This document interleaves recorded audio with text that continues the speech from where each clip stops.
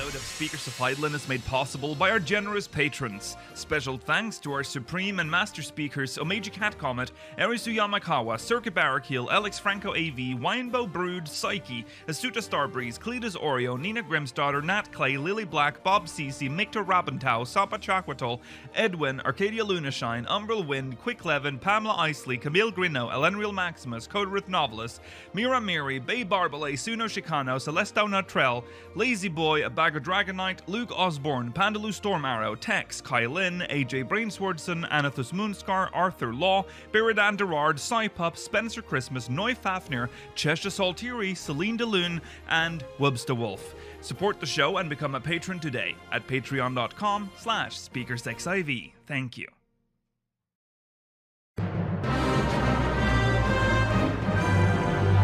This is Speakers of Eidolon.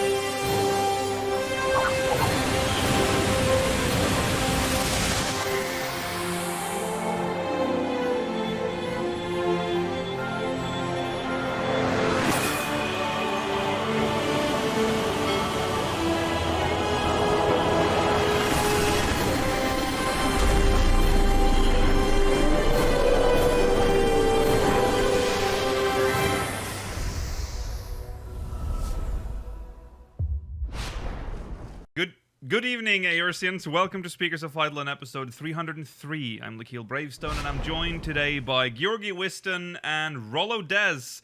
Very rare, but Mela isn't here today. We should have like a name for this trio, like you do in Mario Party games, where they have like a unique name for every group. Okay, yeah. We can be... What a callback. Listen, I got it all here. Uh-huh. What do we three have in common? 14. That's something Mela has in common too. Yeah. No, that's We're something not unique. British. Oh, yeah. The anti-crown. The queen Georgi's killers. still under the crown, and I'm in a kingdom, so it's kind of weird for us to not to be called that. We're Okay, both. So why do you feel Georgi the and I are need to both- call this out now? Because remember, there was a period of time where this was the podcast crew. That's yeah. I know, but it's just, we got to come up with a name for it. The 2020 gang, wasn't that the year? Oh, what a time to celebrate. Yeah. Yeah, the best time for speakers. Yeah. Start of the pandemic. Peak pandemic time. All right. Anyways, welcome to Speakers of Eidolon. It's episode 303. It is June the 11th, 2022. Our main topic this episode, patch 6.15. Also, there was a Primals concert. More on that later. And we'll be reading your MogMail, speakersxv.com/MogMail. Stay tuned for the post-show. We'll be reading questions from the Syndicate. Yeah, that's the show. Let's jump into recent events.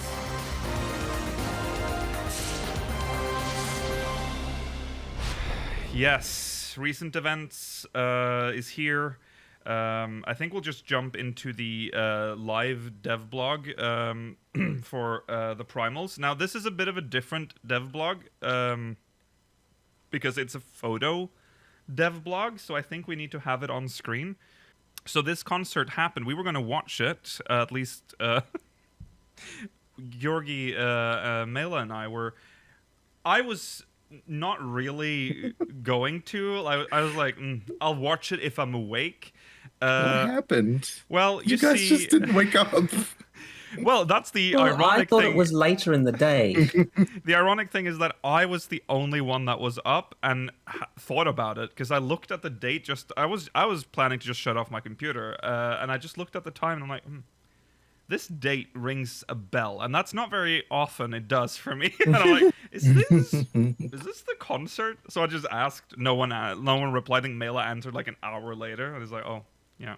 So yeah, we missed out on that. We do all have tickets though, so I think we can watch the VOD. Have you watched the VOD, Georgi? Yeah. No, No, haven't no. had a chance to yet. Yes. So anyways, I just tuned in to just to make sure that we weren't all just hallucinating. And I just looked in there, and there's Uematsu on stage in like an ancient outfit. I'm like, wow, we've missed out. We have missed out on something here. Okay, well, anyways, here is the dev blog. I'll zoom in a little so we can all see. You know what? Let's do one more grandpa zoom. Okay, so this is a look at the Primals live in Japan Beyond the Shadow concert. Greetings, everyone. Oh yeah, also, I never use Instagram. Just disclaimer. I don't know how to use it. I'll be very honest. That's my boomer thing. Yeah, right. I go on there, it's just pictures. That's it. What's the point? Yeah, exactly. So I constantly get like notifications because we have, believe it or not, Speakers has an Instagram account, and it was like, oh, Square. Was it Square? Or Final Fantasy 14 is live on Instagram, and I'm like, what? And I click it, and it's just Foxclan like trying to like record, like he's doing some sort of weird. I was like, what is going on? They were live streaming on Instagram as well for this concert, so that happened. Yeah, that's true. It is time limited, but I think we have like a couple of weeks. I think before it's. No, we do not. We have until Monday your time. Oh. Watch it soon. Take it in. Okay, well then time is running. Oh yeah, how long has it been? It's been a week since the concert. That's why I wanted to do it before this podcast, but I knew you were all busy. Yeah, Mela is just not available either, so yeah. Okay, anyways, let's jump into this. Greetings everyone, Square Enix music team here. The Primals recently performed their first dedicated live concert in 4 years, and were joined by many Warriors of Light in the largest venue in the band's history. There they are. There were also many viewers watching the paid streaming performance, and both the live and online audiences were going wild by the end of the show. Perhaps some of you are still reeling from the excitement that the concert elicited even so many days later. If you missed the show, oh yeah, here's the date. An archived recording of the concert is still available for purchase and can be watched until Monday the 13th of June 2022 at 14:59 GMT, 15:59 BST, and 14th of June 2022 at, well, right before 1 a.m. AEST. But today, we'd like to reminisce about the show via photos captured during each of the performances. Yeah. I love when they just have a picture like this that just tells us nothing. It's just a picture of nothing. Yeah. There's the little little batons every time, every concert. Yeah. Shake them with the beat, guys. Here's a shot from May when the rehearsals began. They did rehearsal. Oh. Oh, yeah. Yeah. He's just levitating. Yeah. After rehearsal. The sound system's all good. I mean, these descriptions are something. Standing positions are good. Oh, right. Top text. Oh, for shit. bottom picture. Are those the Yeezys? Oh. The new boosts? What are those? Stage gimmicks are good. I'm assuming is that Koji Fox, probably? Now all that's left to do is get the show on the road. And then there's a picture of this for audio listeners. This is going to be dreadful. There's a Moogle. We keep following a Moogle here, peeking backstage on the day of the performance. I'm not. You know what? I'm not even going to read these descriptions anymore. It's just images. It's just pictures. This is again a picture of nothing. It's just nothing. A blurry picture of a cameraman and a Moogle. And then they're teasing the ancient outfit. That's Uematsu. Then Yoshi-P even stopped by, wearing a Primals shirt. I like that dude showing off his belt. I'm like, I got the biggest buckle in town.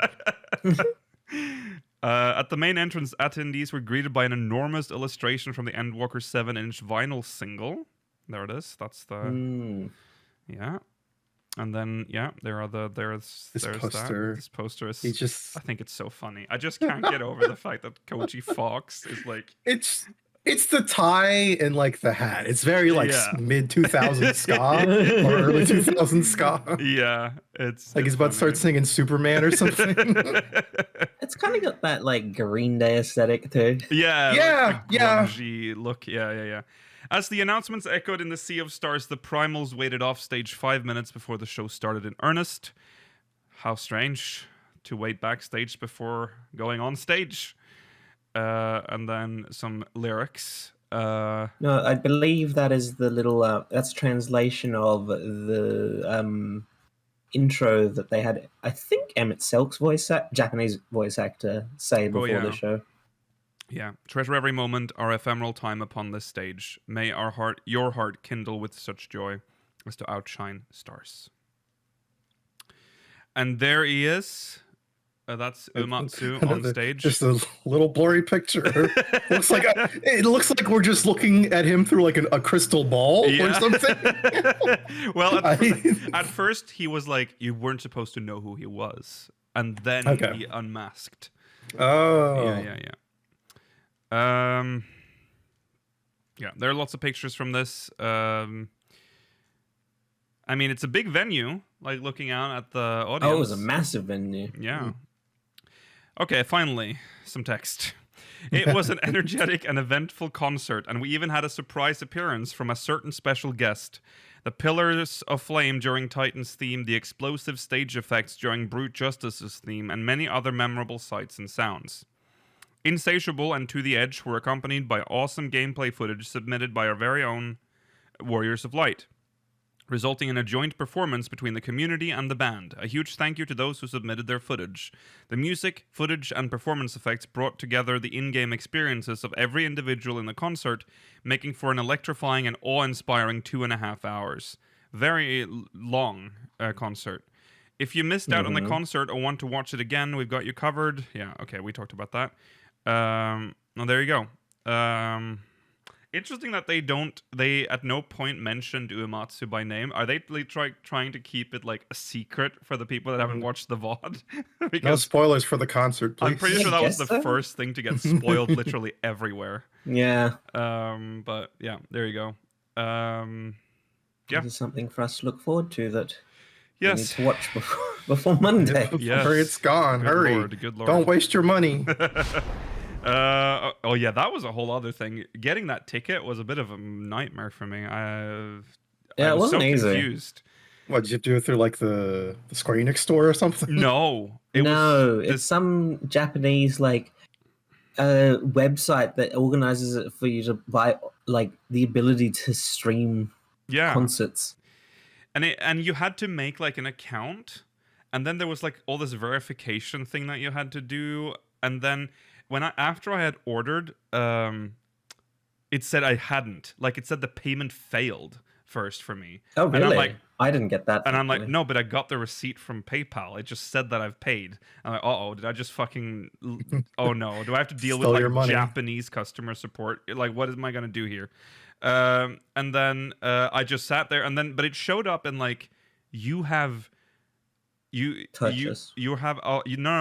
wasn't purchased. It was like you have won the lottery or whatever, so you can buy a ticket. Like you have been allowed to buy a ticket or whatever. And I'm like, okay, what does that mean? And it said payment not fulfilled or something. And I'm like, oh, okay.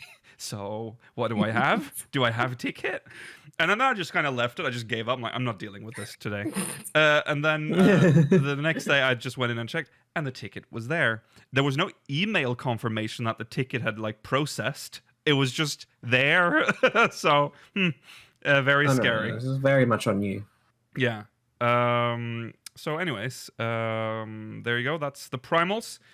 Now we have to continue we discuss Vana'Diel interview. This is the third part of the Naoki Yoshida interview. There's going to be another part, apparently. There's going to be like 4 parts to this. Sense. So, yeah. Let's go into it. I don't have the website open, so I have to deal with our horrible show notes, which has the most interesting formatting I've ever seen. Okay, so moving on.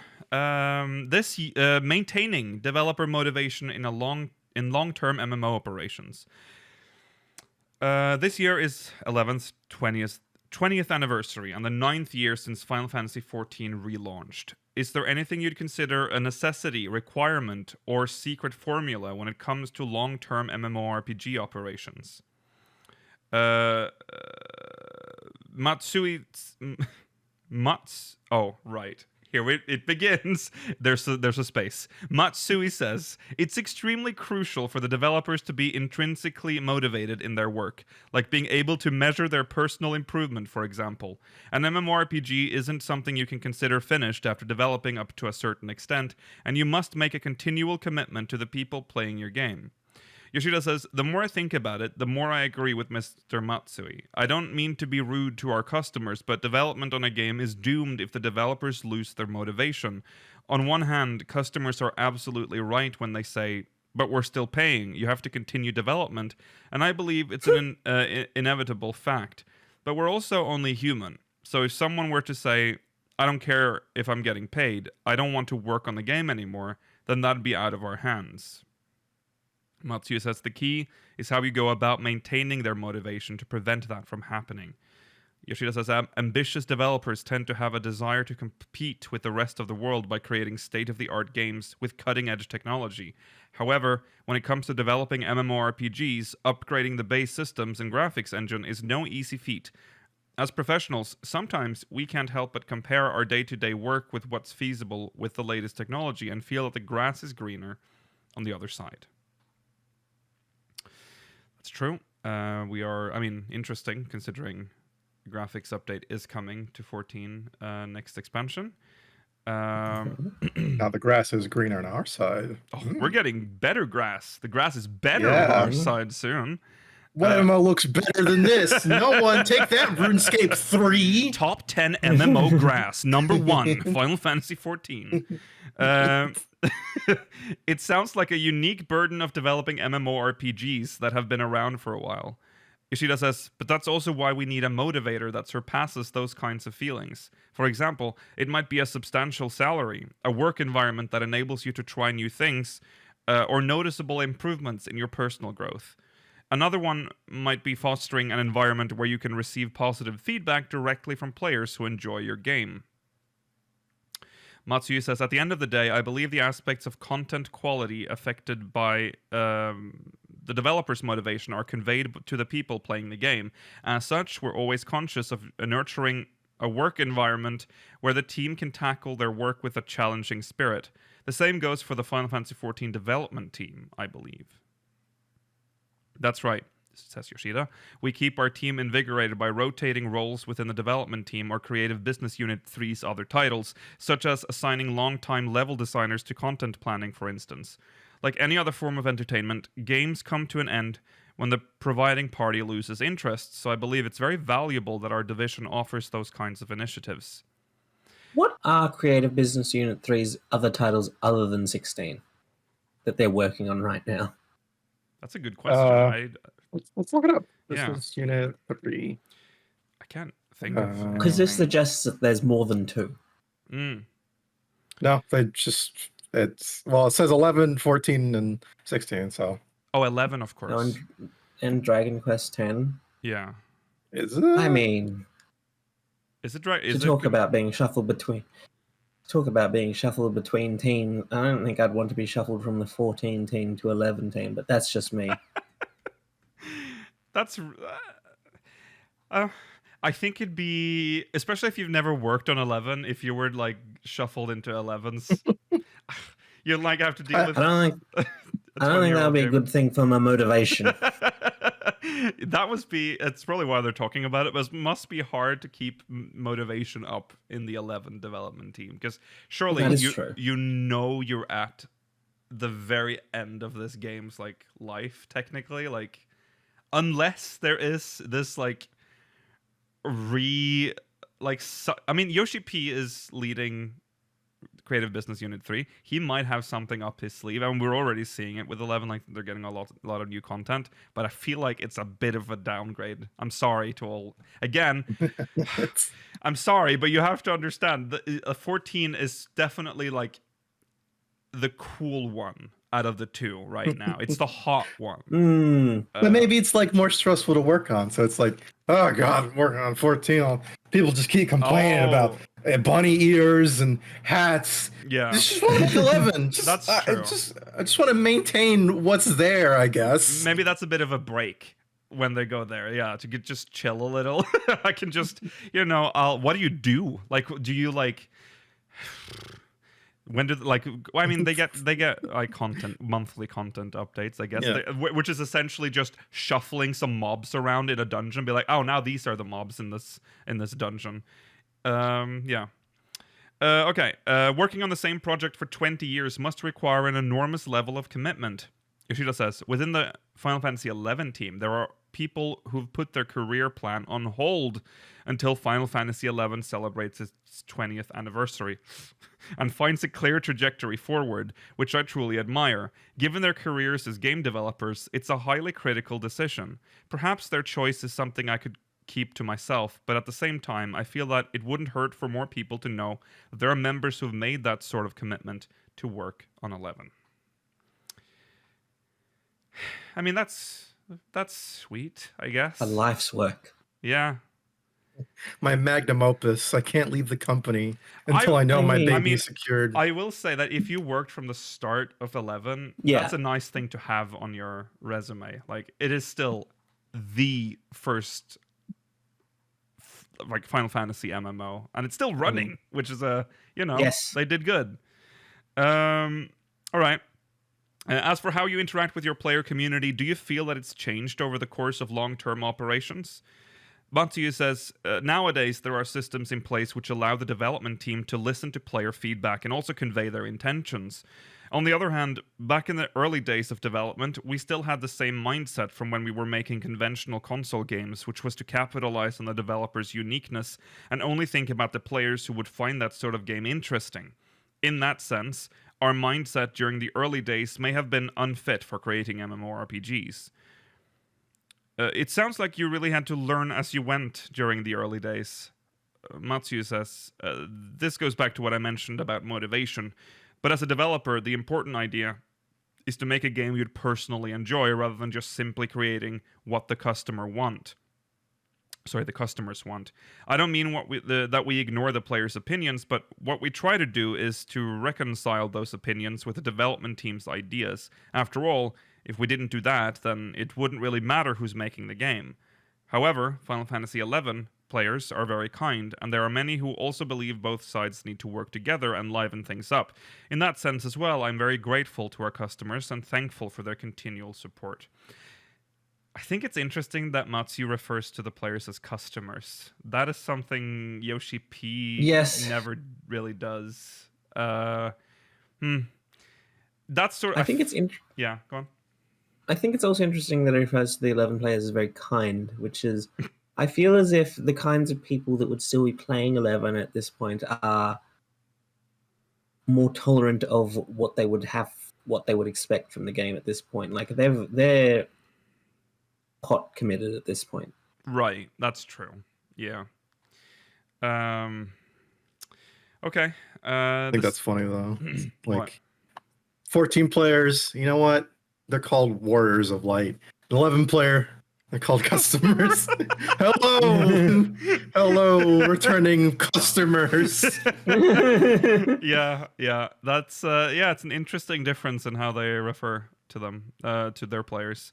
I mean, I feel like it might be because I don't know, now I know nothing about Matsuyu's background, but I mean, Yoshi-P was literally working on trying to win back people's trust, and referring to them as customers, it adds like a layer of separation there. Yes. Player is more casual. The secret to long-term operations is to communicate with players. Mr. Yoshida started the Letter from the Producer live broadcast with the relaunched Final Fantasy XIV, which have made a significant difference in the distance between players and developers. In the same sort of way, when would you say the sense of distance between the players and developers changed in Final Fantasy XI? Matsuyu says, I'd say it happened at different timings for the overall development team and for me personally. From the team's point of view, I'd say the first fan event was when we and the customers became clearly aware of each other's presence. Becoming more aware of the humans on the other side of the screen was a turning point for us. Actually, now it's getting weird reading it. Customers. It's so harsh and weird. Okay. As for me personally, it was when I was harshly criticized by the players regarding job adjustments. While I always take their claims with a grain of salt, there's no denying that their pointed remarks have some truth to them in terms of our shortcomings. Becoming aware of that and feeling I should be more proactive in listening to their opinions was a turning point for me. Okay. That said, there wasn't really a moment of dramatic change. I think it's more accurate to say that we gradually became more in tune with things during these past 20 years. Not to mention, my gratitude towards the people who've been playing the game for so long has only continued to grow. Like a relationship of mutual trust that's been built up over the years. Matsuya says, nowadays, with a large number of long-term games, including mobile games, there's kind of like a guideline for how companies should interact with their customers. But there wasn't anything like that when we launched Final Fantasy XI, so we kind of accumulated experience over a long period of time. Yeah, like not calling your players customers. Yeah, I wonder if he became aware of that. That's why he suddenly said players in there. I don't know. It's kind of weird. But he still says customers occasionally. Yeah, he does. He does. Okay, and now again, just as a reminder, there is a third person in this interview. That's the interviewer. Here they are. As for Final Fantasy XIV, the letter from the producer live broadcasts have been a thing ever since Mr. Yoshida took over. Was there a particular level of closeness you had in mind when those began? Yoshida says, I'd always believed that there needed to be more communication between players and MMORPG. Hold on. Operations team. Huh? No. Development teams. As long as as a long-time MMORPG player, that was my conclusion after noticing how many players saw the developers as their enemies. Because I was both a player and a game developer, I could see why developers made certain implementations and understood the difficult decisions they were forced to make, but their intentions weren't reaching the player communities at large. Of course, there was no way these intentions would have ever reached the players because the developers weren't publicizing them. Yeah, they did. They publicized them in the latest issue of Game Informer. Did you buy your subscription to read the developer interview? That's how you got your info. That's true. That's true. Well, there was also an issue leading even into like I'd argue the mid to late 2000s that like you didn't know developers by name. There was still like this mysterious like barrier between the consumer and the game developer. Mm-hmm. There were occasional exceptions, like people knew who Miyamoto was and other like very large figures like that, but for the most part, you didn't know who the people were behind the games. Right, yeah, true. Okay, normally you wouldn't really consider those sorts of things. Thank you, interviewer, for just saying that. Yoshida says, back then, MMORPG operations teams were unaware of how important it was to explain the intentions behind their decisions. So, at the receiving end of these decisions, players became increasingly frustrated from not understanding the reason behind them, and eventually would grow to think of the developers as their enemies. And since the developers are only human too, when they were confronted with such negative reactions, they grew angry, thinking, I only have the best intentions for the game, what did I do to deserve this treatment? Matsuya says, I mean, that's true. I mean, if you don't communicate, it's just like comes out of nowhere. It's like, oh yeah, we've removed Cure from White Mage. And then your favorite job is now worse. Yes. Why? No explanation. So. Yeah, it's just we decided that. Matsuya says, it's a vicious cycle, isn't it? Yoshida says, why do we end up with this friction when both sides want an enjoyable game?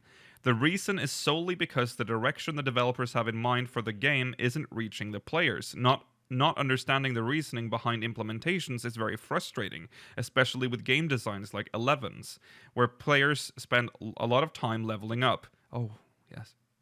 So, I thought that if I ever had a chance to lead an MMORPG, I would frequently communicate with the players and share our intentions or future plans for the game.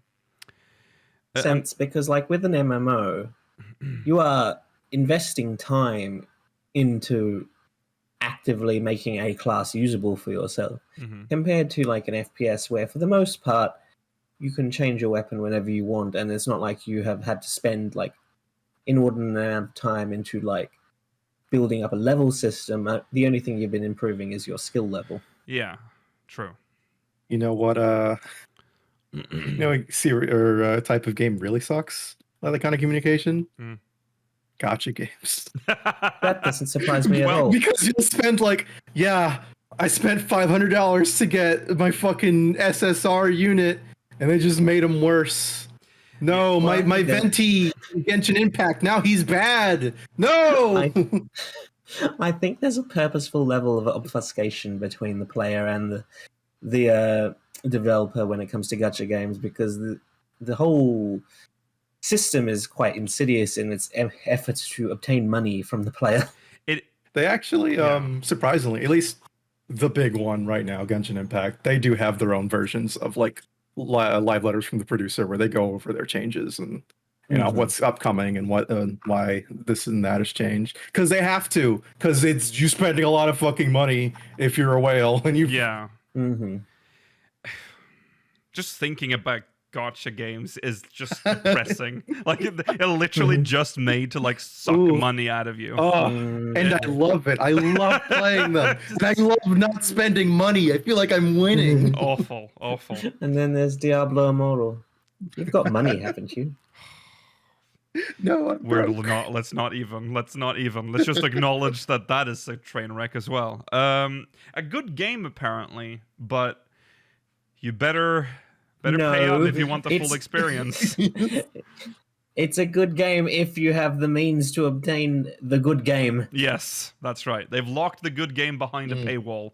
You gotta keep up. Also, they took out the shaman for some reason. Oh yeah. Who could wonder why? Yeah. Oh god. All right, get me out of here. Okay. So, anyways, Yoshi-P said that if he ever had a chance to lead an MMORPG, he would frequently communicate with the players and share their intentions and future plans with the game. So the interviewer says that opportunity arose in Final Fantasy XIV: A Realm Reborn. Yoshida says, "Of course, I wasn't expecting to suddenly appear in a live broadcast. However, we felt that the major negativity surrounding Final Fantasy XIV 1.0 called for no less than the person in charge to appear, and so we decided to respond with that approach." Yeah, I can't believe we didn't. I mean, we talked about like faceless. 1.0 is a clear example. Whenever you saw Tanaka, he was like in a suit, and he was like very like unapproachable. Like he was kind of like the shadowy figure that would sometimes, who only really showed up when he had to apologize after the game had been published, and the apologies were. I don't know if they were that good. I feel like Tanaka always appeared as if he didn't know what was going on. He just seemed, and that's probably because he never had like, if he had a letter from the producer live, I probably wouldn't think that of him, but I didn't know like what he was like. Like, no, yeah, you got to have a persona now as a developer. You do. You have to put yourself out there. Yeah. Not that you should have to, but it's kind of like people expect. It's kind of like this is a weird example, but I think you get what I mean. Like it's like with Apple, you needed a Steve Jobs because Wozniak isn't, this like he can't he's sell not the it face. Right. You can't put him in a turtleneck. Right. I think Wozniak is a strong personality, but they don't know how to use him. Right. Or they didn't. Yeah, they didn't. Yes. So, anyways, Yoshida's kind of the Steve Jobs of Final Fantasy XIV. But, what a pull. Well, he, you know what I mean, though. He's like, but he's more involved than Steve Jobs. And he locked his workers in like a fucking hotel or something. I'm talking about the public appearance, Rollo. You don't have to go that deep. I know. Yeah. Okay. Well, also, we don't know, Rollo. I'm just saying we don't know for sure. Anyways, Matsu says Mr. Wada also appeared on the first letter from the producer live, and that was the CEO of Square Enix at the time, who also kind of awkwardly had to step down after this disaster. Yoshida says, under normal circumstances, rather than having me appear in the broadcast, I thought it'd be better to have someone who could talk about the overall project, like a lead development manager, and have them make the announcements. That would have been similar to what Dark Age of Camelot did. Sanya, their PR manager, would gather questions from the players to bring up in interviews with the development team. We've already talked about Dark Age of Camelot, so I'm not going to explain that to you. So I had to be there. Yeah. Go back to episode 302 to hear that. So there was a president, Yoshida says. It was a column called Grab Bag.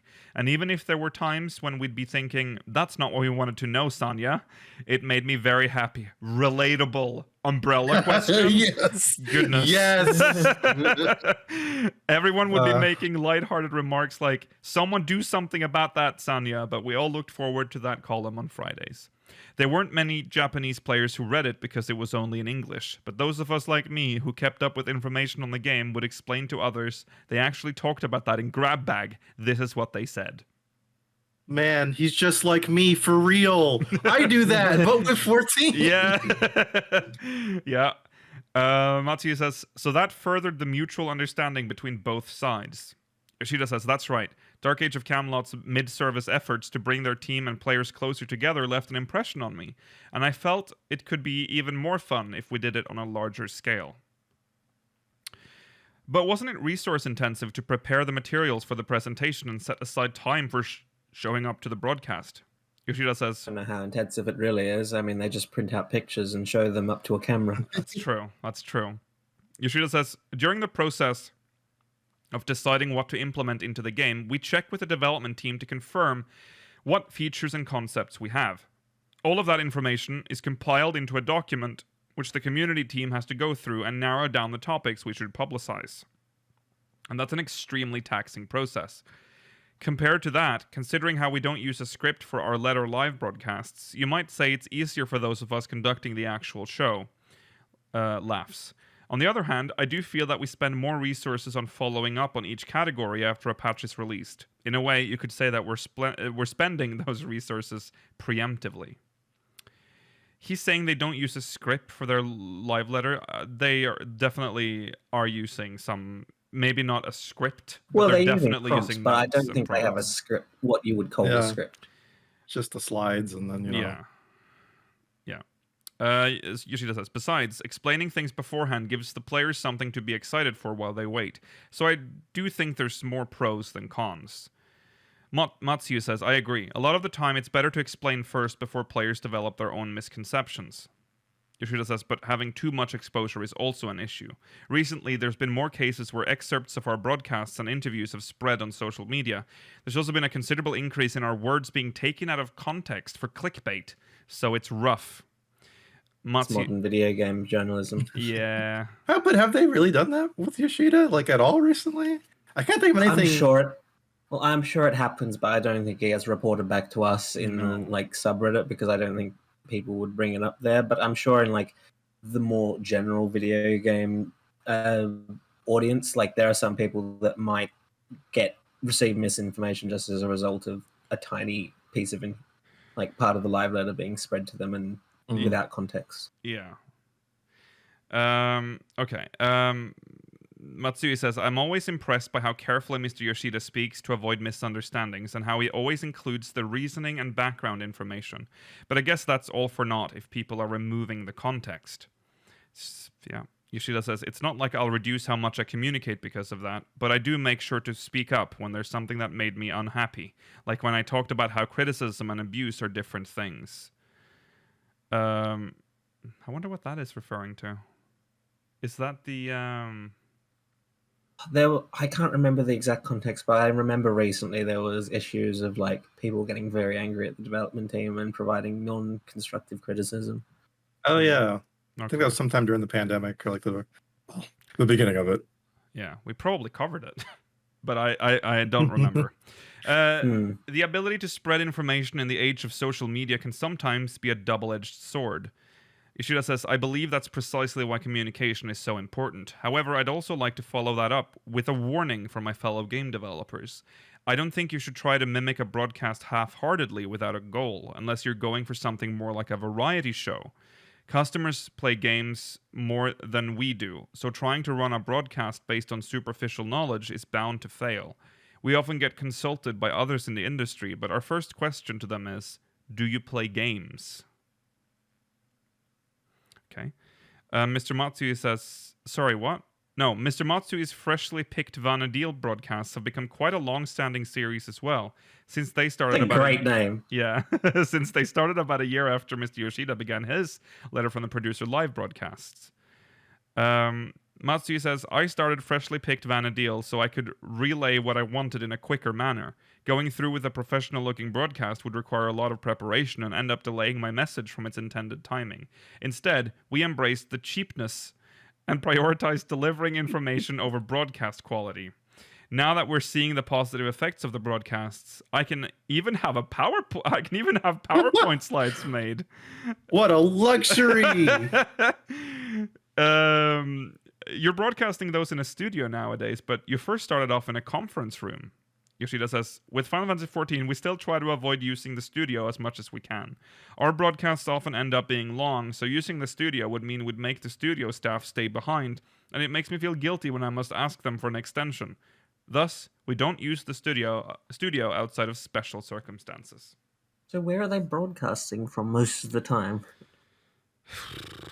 I don't know, like just in the office, just to have a little corner in the office space. I don't know, like all these nice walls behind them. Yeah, like, it feels like it's set up for more than just like. It's probably like office work. It's probably walls on wheels, so they can just wheel in and just that's set true. up a set.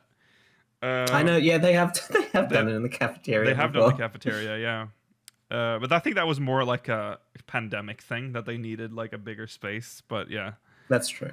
There you go. I love the difference between 11 and also that Matsui isn't even like saying that they're gonna up the quality of their like, because comparing freshly picked Vana'Diel to Letter from the Producer Live, pretty big difference because Matsui. They only recently were allowed to start using slideshows. Yeah, and you can tell that's a you can tell it's a restricted resource considering the fact that, as I said earlier, there are times when they just print things out and show them up to the camera. That's right. Slides are clearly a very expensive resource that you can't waste. Yes.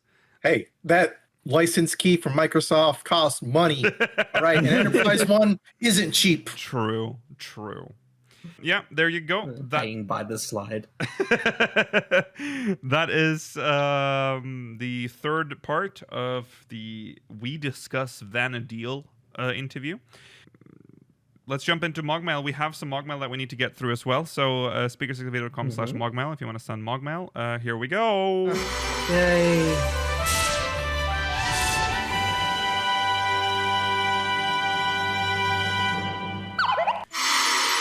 Oi, not supposed to do that. Oh, okay. This is from Morian from Behemoth.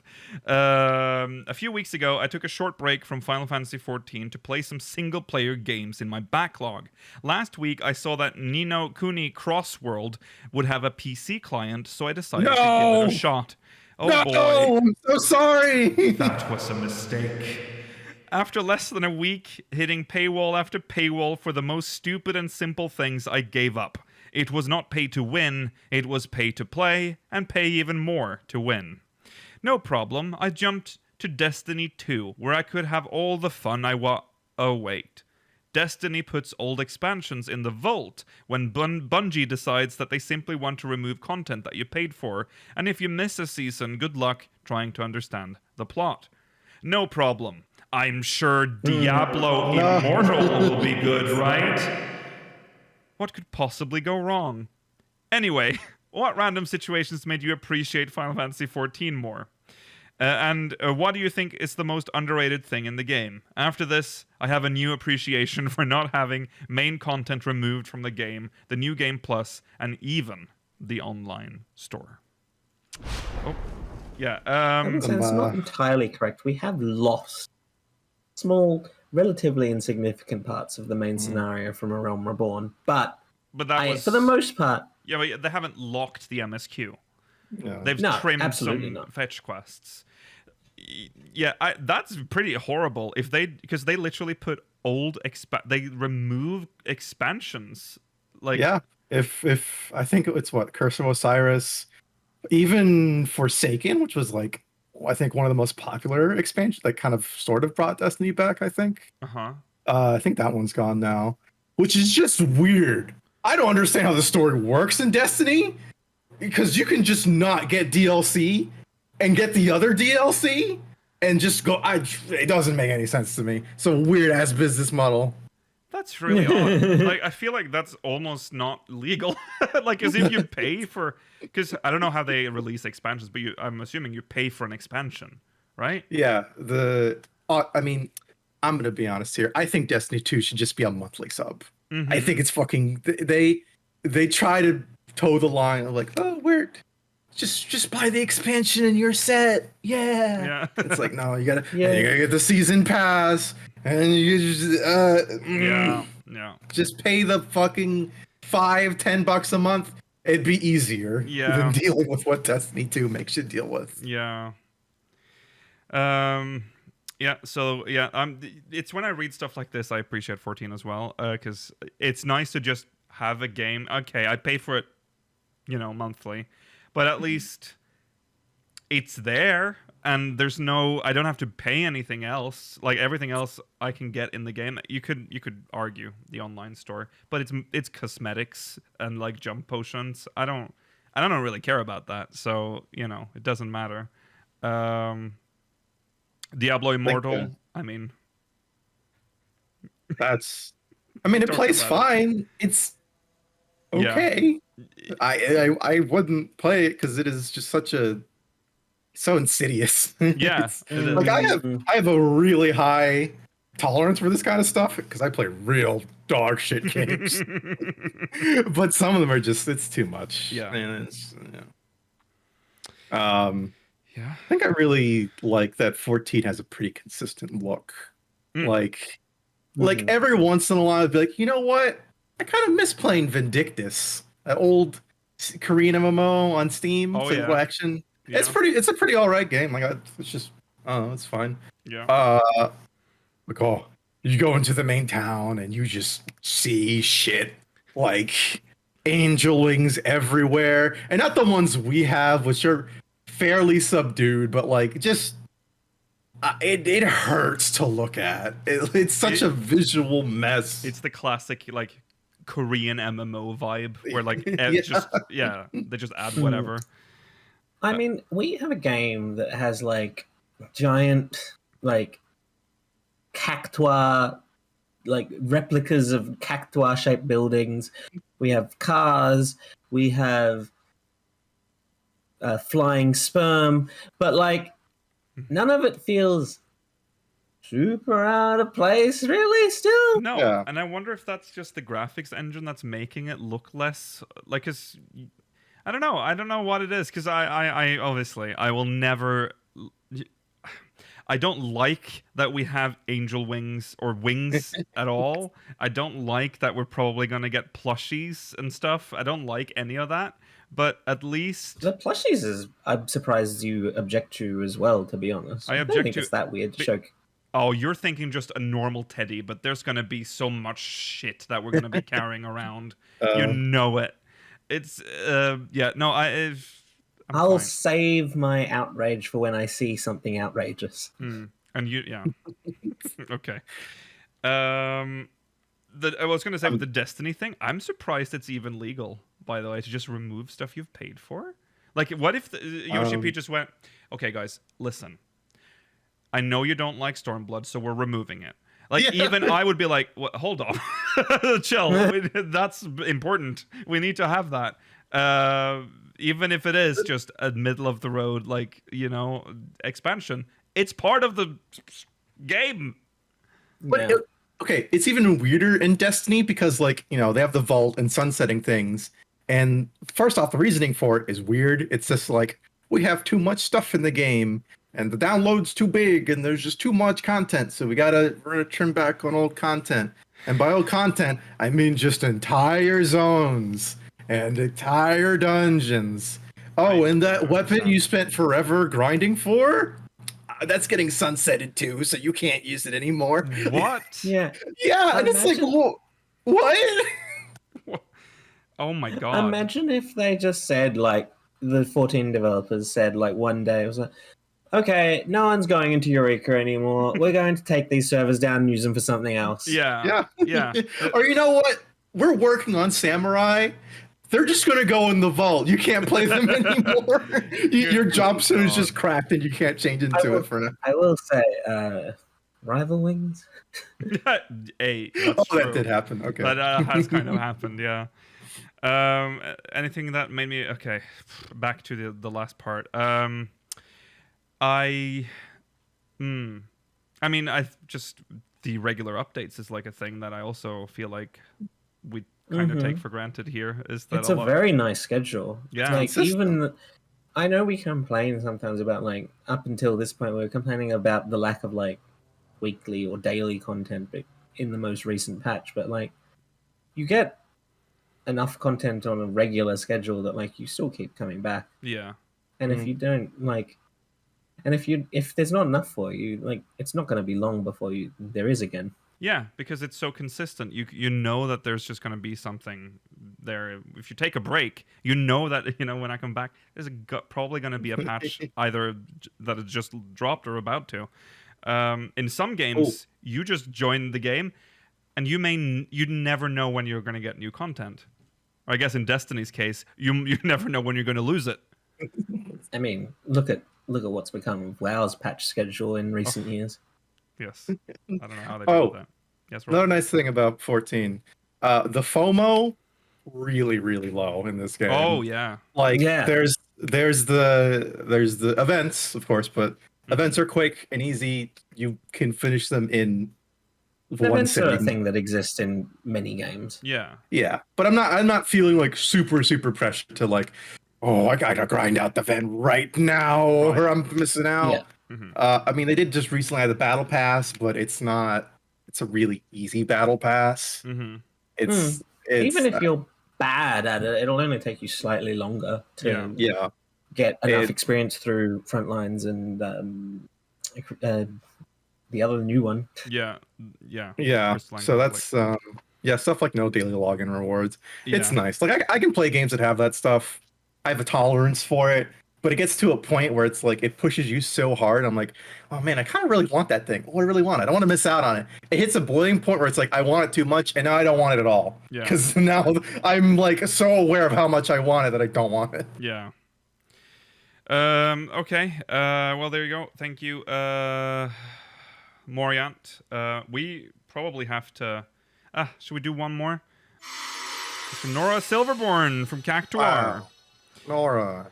Hello speakers, thank you as always for providing awesome content. Even with the influx of more 14 content creators, you guys are still my fave.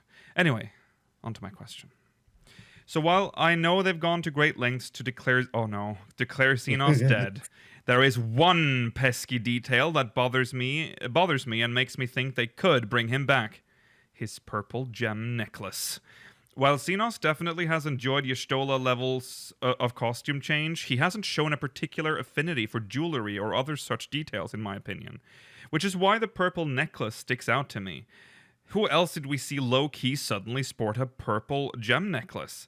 Thancred, when he was possessed by La Habrea in 2.0, since Zenos definitely has Asian-like power and has a proven ability to body hop and possess. Who is to say that he didn't die, but got either tied to, sucked in, or escaped into the purple gem, which could be a crystal of darkness? I definitely consider this a minor detail, and it could absolutely be nothing, but it really bothers me when I look at his last costume change, and the fact that his body is still where we last saw it. What do you guys think? Do you believe they're absolutely done with Zenos? Have they left a crack in the door for him to come back? And do you think the necklace irrelevant? Please discuss. Zenos will never die. I do think that they are done with Zenos, but I also think they have left a crack open just in case. Reading this did give me the thought of a horrible theory. That like Harry Potter spoilers. What if Zenos has turned us into a Horcrux? Zenos is inside us. I mean, we were the if considering Zenos' ability to body hop, we were the only body there at the time that he supposedly died. Yeah. Yeah. It's. I don't like it. I don't like it. I've had this like horseshoe reaction with Zenos at this point. Yeah. Where it's like I was like, maybe I don't really like. I don't think like. Oh, well, like I liked him at first, right? Like he was cool in Stormblood. He was great. I liked him. And then like the horseshoe goes around in the middle. I'm like, I don't think I really like him. And then I said this before, but people's reactions to Zenos is the funniest thing. I agree. Yeah. And that like the people that like furiously hate Zenos are like they bring me the greatest joy because they're so adamant about that, and he just makes them so mad. Yeah. And that makes me hope. I kind of hope he does come back. I want that reaction again. I want to see it in the comments. I want to see it in chat. I want to see it on the Reddit, on Twitter. I want like, oh, he's fucking back. Oh, I hate this guy so much. He's just ruining the game. I swear. I mean, if you I have will cursed say us I now. came back. Yeah, go on, Georgie. I will say I came back around to like, if not liking, at least tolerating or being okay with his role in the story by the end of Endwalker, considering he was ultimately not that significant. Right. But like, I feel like that will swing all the way back if he does come back. So don't do it, please. I do like how he turned out in Walker, though. I'll say that. I think that was good. Yes. Good character development. Just not enough for me to like. I'm going to be one of the Terribly people say that he screaming. had character development. I think it was more so the fact that he acknowledged who he was. Like, I am who I am, and like, you might not like it, but fuck you. Yeah. Speaking directly to the Zenos haters on that one.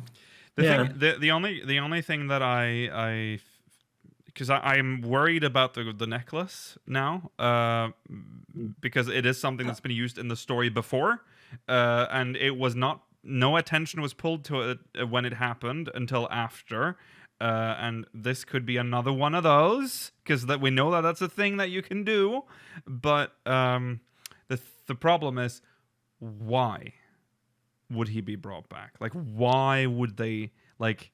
What does he have to do now? Like, he has no path anymore. I don't see it. Maybe you can put him in a little Zenos chibi doll, and then he walks around and he learns about the meaning of love and being a human. All right, well, teasing like, what we're about to talk about. His connection to the ancients is like kind of irrelevant now. The ancients are like a relatively concluded story point. Yeah. But hey, you know, I definitely think they've left. I think that's not the only crack in the door that they've left with the necklace. I think the fact that he's just still there is also a crack in the door in itself, because you can't get out of there, apparently. So, you know. We say he's still there. There being the literal edge of the universe. A little difficult to come back from. I mean, I'm sure he could, but... Yeah. In a dimension entirely made of dynamis, which is very difficult to manipulate in the first place. It was shown that you could get out of there, but we required Meteon's help to do that. But remember, he's not going to come back immediately. Maybe 2 expansions from now, he's figured out how to manipulate Dynamis. And that's, for the last expansion, he comes back as like, Dynamis Zenos. And he's just this horrible I think creature. I said this before the expansion release. I wouldn't mind if Zenos became the Team Rocket of Final Fantasy XIV. God. Also, I'm seeing the difference in design doesn't matter when it's not. They don't have to be the same design. It's just the fact that he's suddenly now the wearing gem itself. Yeah.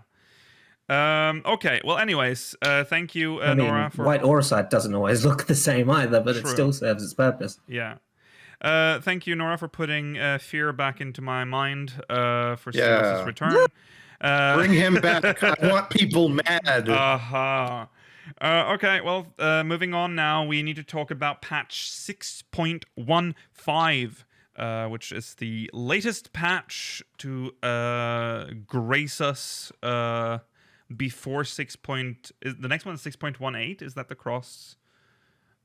That is World. what has been announced. That is when the cross-world DC. across data center travel will Yeah. be available.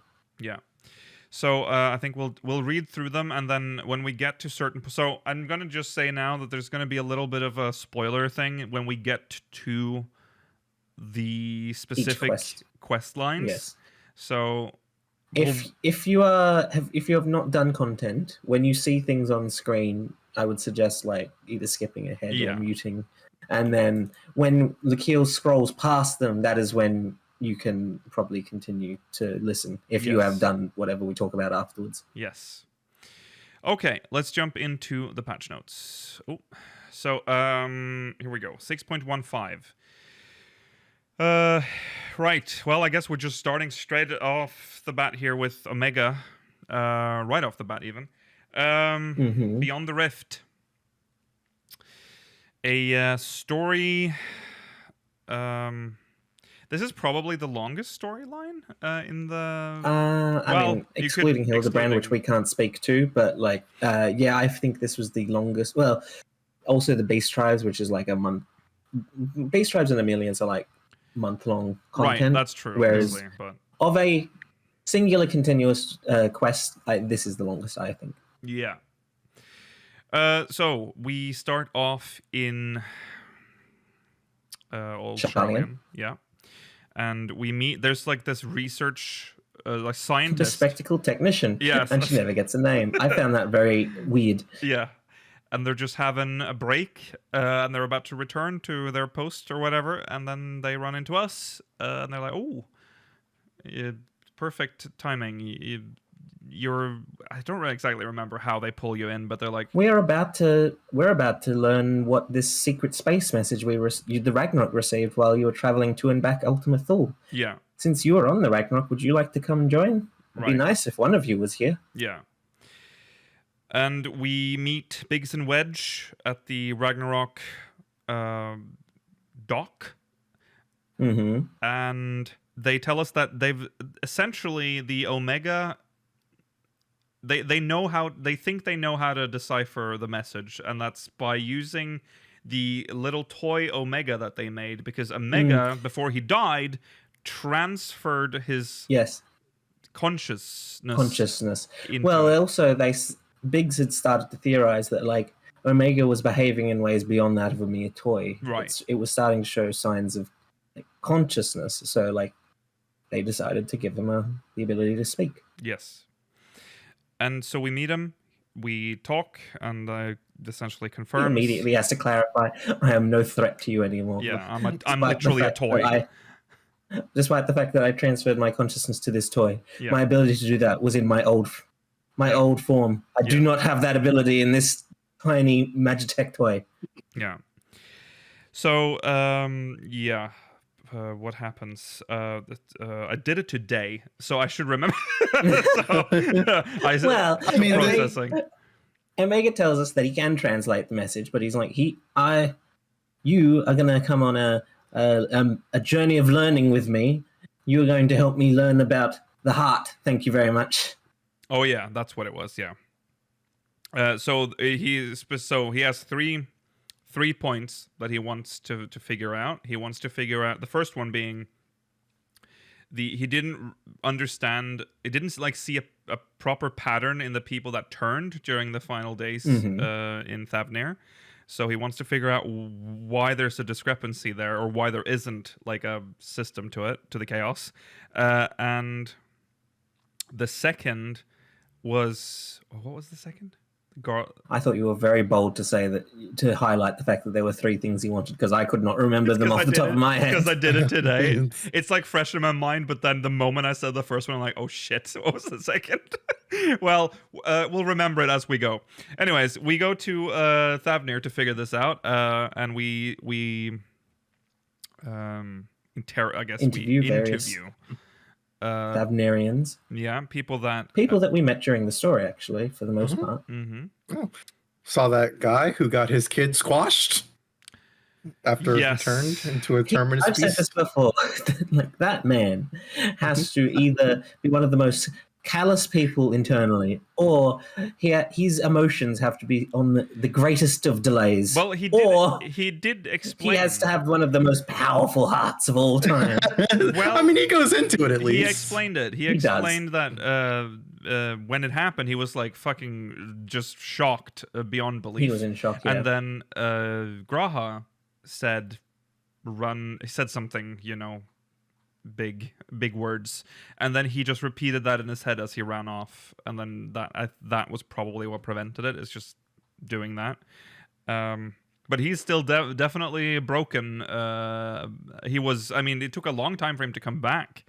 He said that he couldn't work, he couldn't do anything, and then over time, his friend, like some dude, helped him get work, and then eventually he got out of it. Yeah.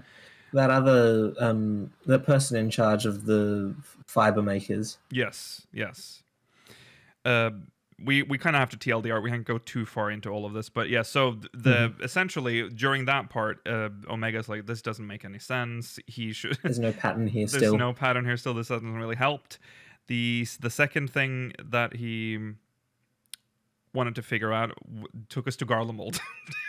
Whatever that was, we went to Garlemald because he had to figure out. I don't remember. There was something there, but we go to Garlemald. We interview the people there. Why they didn't ally? Yeah, it was why they didn't immediately work together against the greater threat of the Tlofferoi. Oh yeah, that's what it was. Yeah. And we go see the grave of Licinia. Yeah, from the very first quest I think we ever did in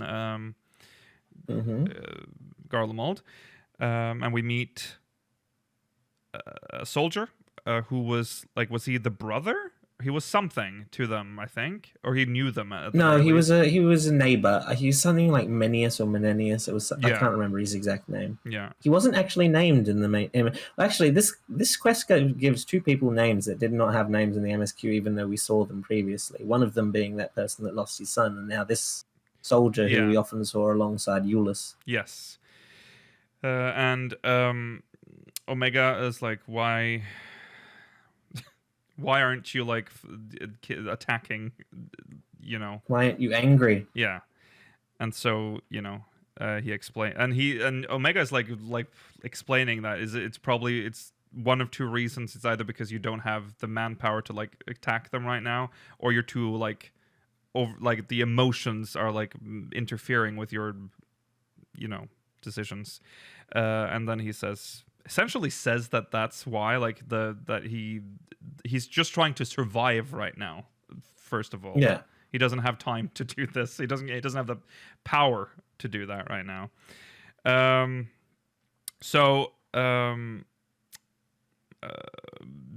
sort of concludes, and then again, Omega's like, "What the fuck, dude? Nothing makes sense here. There's no pattern. Shit's not computing." You're not thinking logically. No. And you know what? I thought Omega was making a lot of sense here. I know. I thought about you. I was going to say, Omega was like, this is one of the most relatable characters this game has ever made to me. Yep. So the last part, he wants to know about the ancients. No, I think the specifically he also wants. I thought it was that he wanted to know why Sir made the illogical decision. Oh yeah, now he starts talking about Sir. Yeah. He's now trying to figure out why Sir suddenly started, because it doesn't make any sense that he acted the way he did, because Dynamis should not affect them. Yes, it shouldn't affect things that are ostensibly non-living. Right. So we travel to the Loporets on the moon, and we meet Growing Way, who then goes on freaks out at the appearance of Alpha. Yeah, because they're like, oh gives no, up. Cuter than us, we're dead. So yeah, they take Omega on a tour, and apparently during the tour, Omega's like, "You're too slow, just leave." I can figure this shit I've out. learned enough. Yeah, I'm not going to learn any more talking to you. So yeah, that's when he gets on the ancient stuff, and he's like, "We need to go talk to the Watcher." So we go to the Watcher, Well, quickly before that, you actually get some race-specific dialogue when you go to Argos to ride to the Watcher.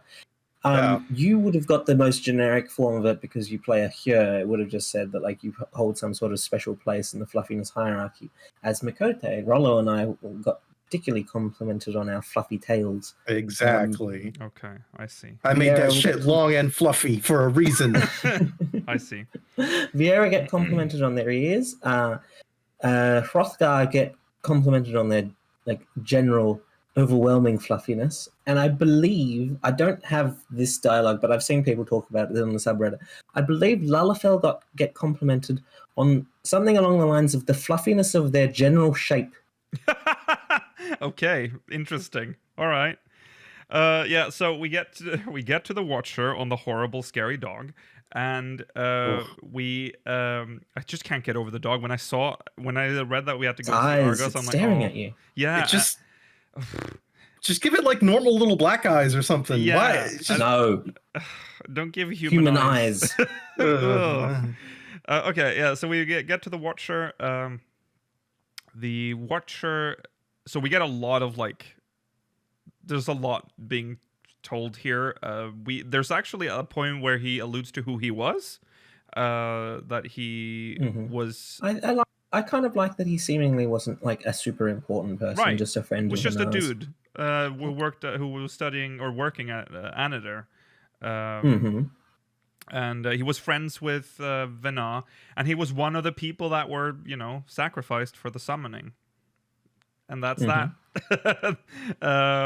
But yeah, so the strength of his internal like wish to like support Vanar is what seemingly is what created him. Yes, alongside Hydaelyn as the Watcher on the moon. It is, yeah, and that kind of implies that there was at least a very strong bond between the two of them. Like even though he wasn't very special, he was special to her.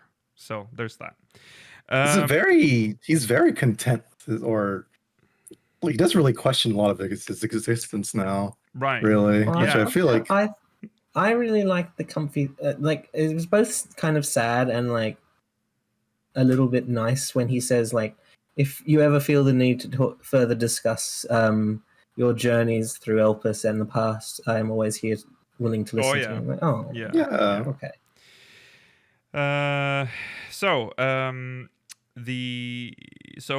He asks Omega because the Watcher asks us to recall everything because we're the ones that experienced it, whereas his memories to a certain extent have been like made blurry because Vanar or Hydaelyn did not want us to be too significantly influenced by knowledge of the past. Right. Yeah.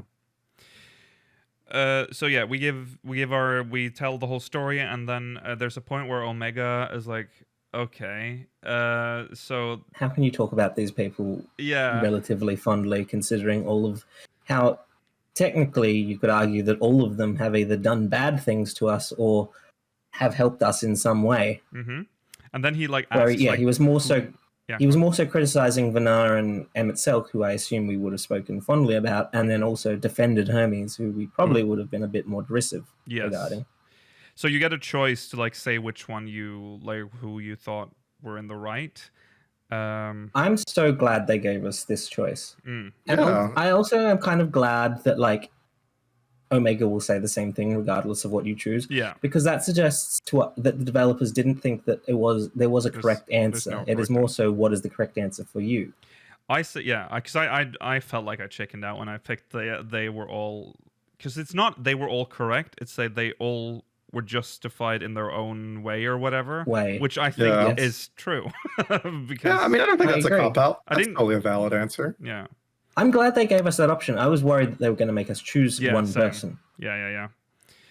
I will say, I wanted to pick two people. I wanted to pick Vanar and Emmett Selk, but I can internally justify saying Hermes as well in his own personal way. Yeah. You could also have the option to say they were all wrong as well, right? Which is yes. Yeah. Yes, I've heard that one thing that a lot of people have discussed is that a lot of people sat there thinking about their answer before eventually picking one. It was probably one of the decisions in the game that I have spent the most time thinking about. And like, even though there's a part of you that always thinks like it doesn't matter what you pick, the game will stay the same for the most part. It is interesting that it caused a lot of people a greater level of consternation than a lot of the choices the game gives you. Yeah. Okay. So now Omega is very confused. Like, again, nothing makes sense here. This isn't right. So, I mean, it's pretty clear throughout this quest line that, you know, he's... it's the quest for he even says it, a heart. This concept of a heart. So eludes him. Yeah. But I think this is where we just go back. I think he's like, okay. Yeah, this is where he says, "You've given me a significant amount of things to think about. Yeah. I think it is time that I return to wandering the world with Alpha. Yeah. But first, let us return to the others, and yeah, I'll explain to you what that message was that I didn't want to tell you before." Yes. There's a cutscene where because we come back to Biggs and Wedge, and they say we have to go back to we have a ship to catch or whatever, because something has occurred. And they're like, it's just something minor that the Ironworks have to deal with. Yeah. So are you okay to talk while we like walk? So there's like just this cutscene of us just walking out of the thing, and they ask. I thought it was a really well made cutscene. It was. Yeah. And I'm like, wow, this is like just a side quest cutscene. That was really nice. It started playing the one song, whatever. And Yeah. I'm like, it played voice. What's it called? Echoes in the distance? No, not echoes. Something in the distance. Yeah. Distance. Close in the distance. Yes. Close in the distance. Yeah. And like, I know that like for a lot of people, there are a lot of people out there that don't like the song, and there are a lot of people that are becoming desensitized to the song just because of the fact that it always plays in Ultima Thule. Yeah. But I don't know. This really like brought back to me like how like emotional that part of the story was for me. Yeah. We get to they ask, I think Biggs or Wedge, I think it's Biggs, asks, did you find out, like, what did you find out? And I don't even remember what he says, but it's like inconclusive or whatever. Yeah, he's inconclusive, but yeah. He's going, as he was designed, he will keep working towards improving his knowledge and understanding and improving himself. Mm-hmm. And then we get to the airship, and that's where he's like, okay, well, we've held up our end of the deal now. Can you please just tell us what the message was? And he's like, well, it's kind of boring. It's kind of nothing, really. You won't learn anything by listening to it. Do you still want to? He even says you might even be lesser for knowing the true meaning of the message. Yeah.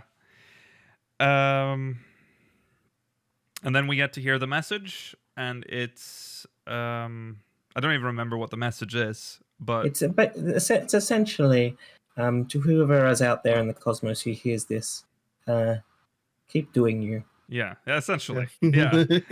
It's such like a. I mean, they always do this kind of stuff in different types of media, but like, man, it was sweet, and it kind of got to me, and I was like, shit. Yeah, it's such a benign message, but it's such like a unnecessarily positive thing to throw out into the universe. Yeah, it is. And our characters just look up at the sky, and then Omega, of course, was like, this message has like no value, and it has no recipient. It has no like, what is this? He was like, I determined this message to be valueless, and yet I was once again, I have clearly calculated incorrectly the impact that something would have upon their supposed hearts. Yeah. And that's the thing. We get the song, we get the orchestrion roll for it. Flow together. Such a it's my favorite song really from this expansion. Song. Yeah. And that's the quest line. And now you can now see Alpha and Omega throughout every zone, essentially. Yeah. Well, not every zone, but like through every zone, there are locations up through Endwalker now that Alpha and Omega will appear. For example, you can see them swinging on the playset in Garlemald. Mm-hmm. A great side quest. Really? The fact that this is like a random quest they dropped in a 0.15, like a .x5 patch is crazy. Yeah. This is one of the best quests they've made, in my Yes. opinion. I Yeah, agree. this is something you would see like in a 0.3 patch. Like, oh, this is kind of like the epilogue Yeah. side quest, kind of like they had in Heaven's Ward, where you can kind of reminisce with the count or whatever, or I don't know, something like you talk to everyone and the Heaven's Ward related stuff. Yeah. But I don't know. This was just such a like essentially super simple side quest. Yeah. Not a lot of meat on the bones, but it was super impactful to me. And Yeah. honestly, this is the only time I actually got teary-eyed when I played 14. I was like, damn, that robot really do be learning the meaning of the heart, huh? Yeah. Sometimes less is more, and this proves it. This quest is not much. Yeah. I am surprised that we didn't go to Ultima Thule and maybe in some continuation of this quest, maybe not even in this expansion. It might be something that happens later, but I think there is a possibility that we will explore the universe with Omega at some point so that he may find further information as to how the heart may develop inside what is seemingly a inorganic being. Yeah. And he can talk now, or they can talk now. I don't know. Yeah. I feel like we're gonna run out of time if we're gonna go this in depth on the others. So I'm gonna suggest we don't review the others and save them for next week when Mela's here. Okay. Is that That's okay? Well, Yeah. okay, yeah. I just noticed the time. Never mind. I was going to say we could do Tataru's because it's not. Tataru's quick. Well, We can do that's Tataru essentially. Okay, we can talk about Tataru's, Yeah. All right, let's do that. That's next on the list. Tataru's Grand Endeavor is a very short quest, but It's very much feels like a setup for like further questing. I'm surprised where it ended.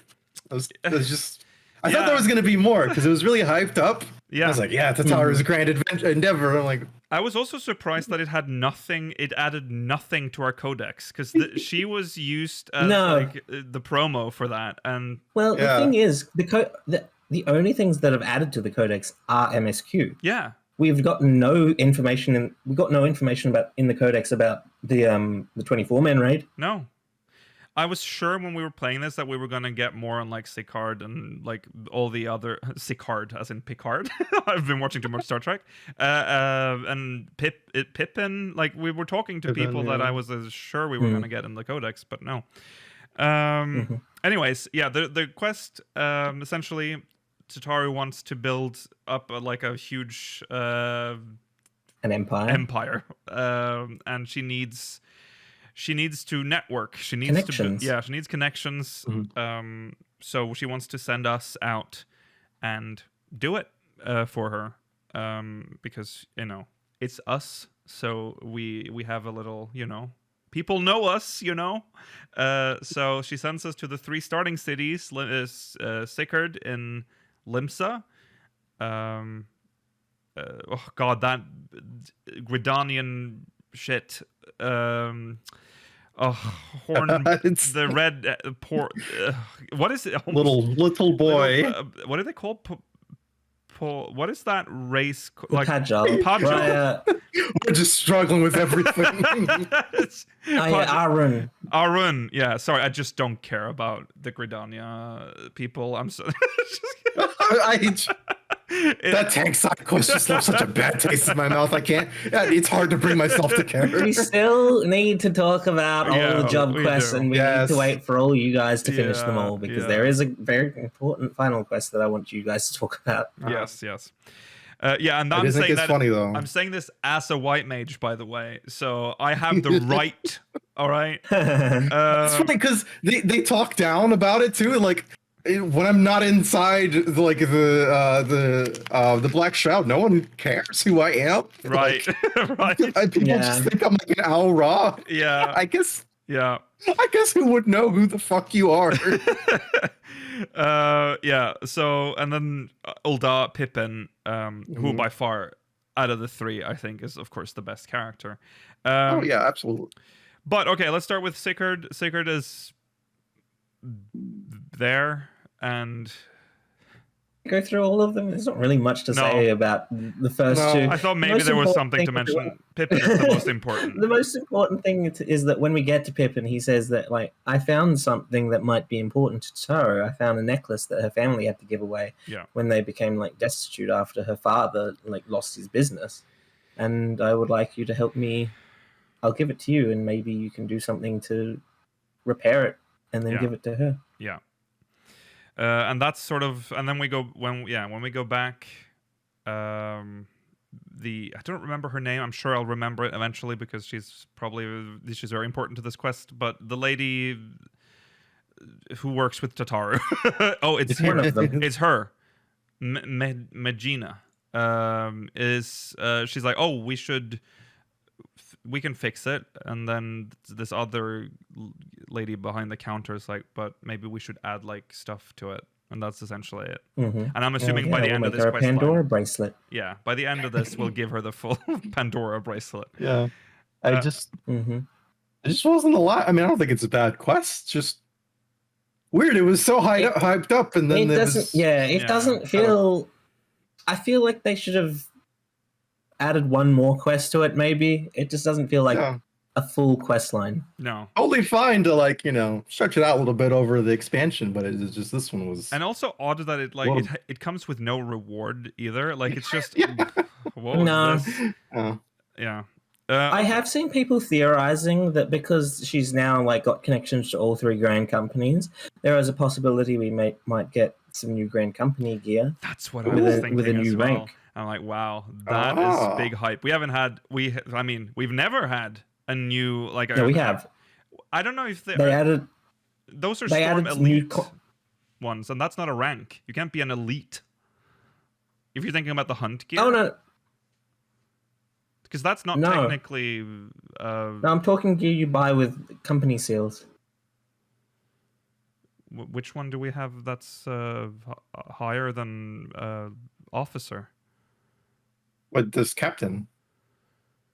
Captain is the highest one right now. Do we have captain gear? Do we have captain uniforms? Yeah, because Limsa has the pirate coat. Ulda has. Yeah, we get a pirate coat and a pirate hat. Yeah. Oh yeah, you're right. I forgot they added that. Right. Yeah, and it's that just was a long time ago, so I can understand why you'd forget. Right. And it was tied to the Squadron. the recruits, the squadrons. Right. That's God. Which I don't know how you're gonna get the next rank because I don't think they're gonna go back to squadrons. Right. No. Okay. Well, I think they said they want to phase out squadrons, so we'll see. Yeah. Okay. There we go. That's that. Hildebrand has been added. We're not going to talk about that. We're also not going to talk about custom deliveries. We'll talk about that next week. Yes. Also this next week, the Arcasadora Tribal Quest. We'll also save that for next week. I will say good song. Oh, yeah. Good song in the Arcasadora zone. Yeah. Omega was added immediately into New Game Plus, which was interesting. None of the others. Which makes me think that this part, we're probably not getting any more of it this expansion. That's why I was like, I would like a continuation, but I understand that like it might be something that will come later. Yeah. Okay, so they added some new furnishings from the furnishing design contest. Sorry, what is this untextured log on the right side? Oh yeah, I was gonna say. It's so soft. I hate it. I don't know what this is. Is it supposed to like look fake? Is that why they did that? It's like those playground sets. Supposed to. Yeah. Just a poo. Yeah, it is. It kind of is kind of poo-like. It has. We have some nice thing on the wall, some crystal things, and I'm assuming these windows are new since they're. The windows are new. People were very excited about those. Yeah. And some fish skewers. So it's yummy. Yeah, looks nice. Comes in a bowl. I don't think that little flame would cook them. No. Wouldn't even serum. And another outdoor housing item that's jumping puzzles for your own house. Jumping puzzle for your house. Exactly. Combine this with a miniature heaven on high. You're gonna have a whole playground in your front yard. Yeah, I don't know if calling it a jump puzzle is that's a bit generous, but yeah. Well, you can combine with some. Make it difficult for Mela so he gets mad. Just like yeah, you can't. Yeah, you won't be able to just walk up. You do have to jump up this. That's true. That is true.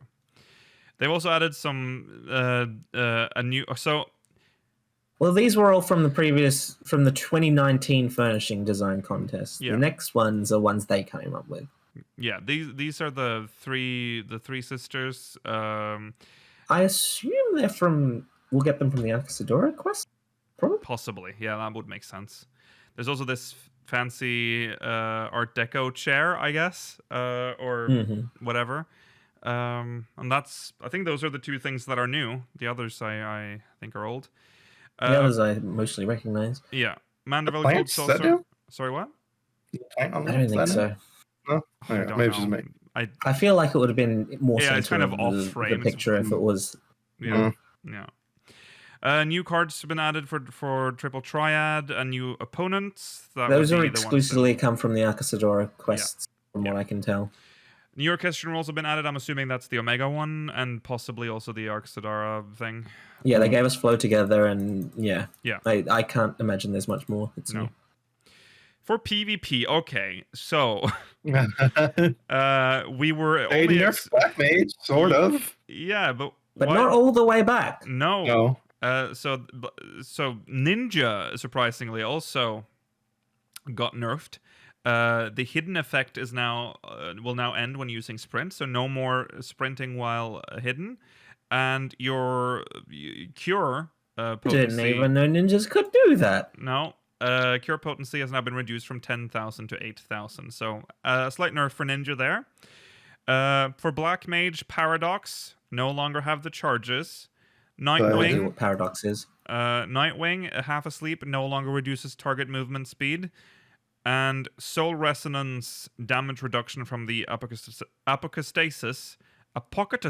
There we go, I did it. Effect has been changed from 20% to 10%. So there you go.